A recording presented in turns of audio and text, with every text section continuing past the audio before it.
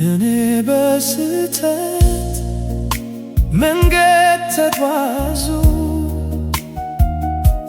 ወርቅ ብዬ ፍቅርሽን ሸጡ። ቤተሰቤ ነበር የልቤ ጫና፣ አንቺን ግን አላስታውስም ነበር እንደዚህ እንደምታ። ሌላ ሰው አግብቼ ነው እንደምኖር፣ ልቤ ግን አንቺ ነሽ በውስጥ ያለው እርምጃ።